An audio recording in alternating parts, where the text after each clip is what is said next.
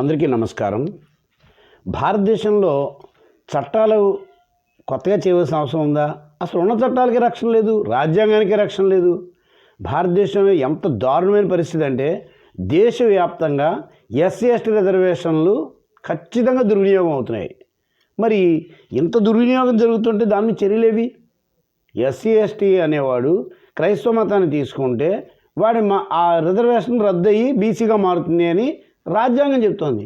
కానీ దేశవ్యాప్తంగా కోట్లాది మంది అలా ఎస్సీ ఎస్టీలుగా ఉంటూనే క్రైస్తవ మతాన్ని అవలంబిస్తూ అక్కడతో ఆగట్లేదు, హిందుత్వం మీద దారుణమైన దుర్భాషలు చేస్తున్నారు.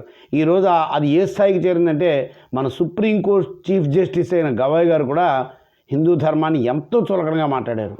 100 కోట్ల మంది హిందువులు ఉన్న ఈ భారతదేశంలో అసలు బేసిక్గా ఇది హిందూస్థాన్ అయినప్పుడు, అంటే 1947లో దేశ విభజన జరిగినప్పుడు పాకిస్తాన్ ముస్లింలకి, హిందూస్థాన్ హిందువులకి అని చెప్పి విభజించినప్పుడు తర్వాత రోజుల్లో సెక్యులరిజం అనే దరిద్రాన్ని ఇందిరాగాంధీ దారుణంగా అక్రమంగా ఎమర్జెన్సీని విధించి ప్రవేశపెట్టిన తర్వాత ఇది మహారాక్షసిగా మారిపోయి ఈరోజు ఏ స్థాయికి చేరిందో చూస్తున్నాం.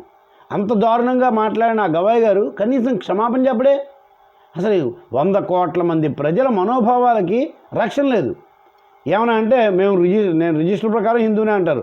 రిజిస్టర్ ప్రకారం హిందూగానే వీళ్ళు చలామణి అవుతున్నారు. అందుకే వాళ్ళకి ఎస్సీ ఎస్టీ రిజర్వేషన్లు వర్తిస్తున్నాయి. కానీ ఒరిజినల్గా వాళ్ళు కాదు. ఈ హిందువు కాకుండా వాళ్ళు క్రైస్తవులుగా ఉంటూ క్రైస్తవుల యొక్క వేరే రూపాలు, హేతువాదులు అనేవాడు వేరే రూపమే, కమ్యూనిస్ట్ అనేవాడు వేరే రూపం, వీళ్ళందరూ క్రైస్తవులకు వేరే రూపాలే. అంతేగాని హిందుత్వానికి అయితే పరిపూర్ణంగా వీళ్ళు వ్యతిరేకులు. అరే వాళ్ళు ఇష్టం వచ్చిన దుర్భాషలు ఆడుతుంటే, యూట్యూబ్ వీడియోలు చేస్తుంటే, పబ్లిక్ డయాసుల మీద మాట్లాడుతుంటే వాళ్ళ మీద ఒక్క చర్య కూడా లేదే. ఇంకెక్కడుంది రాజ్యాంగానికి రక్షణ?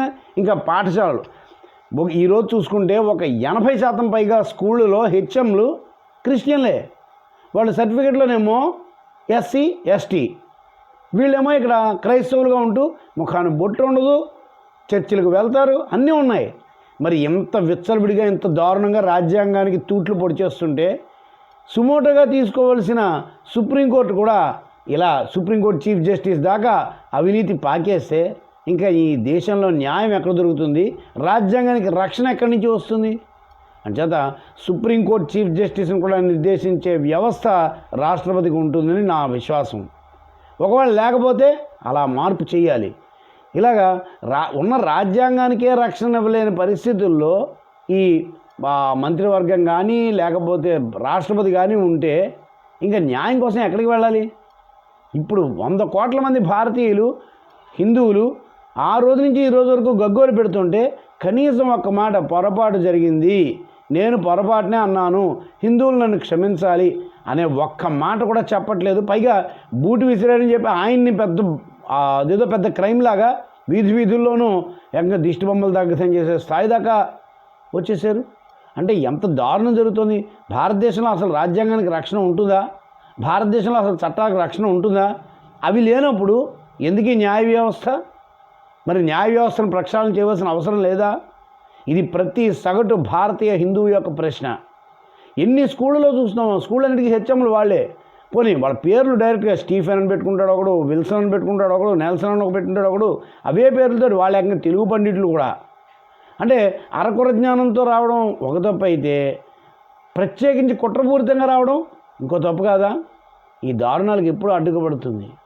మోడీజీ నేతృత్వంలో మాకు భారతదేశంలో హిందుత్వానికి, అంటే భారతదేశం యొక్క మూలానికి రక్షణ లభిస్తుందన్న నమ్మకం ఉంది.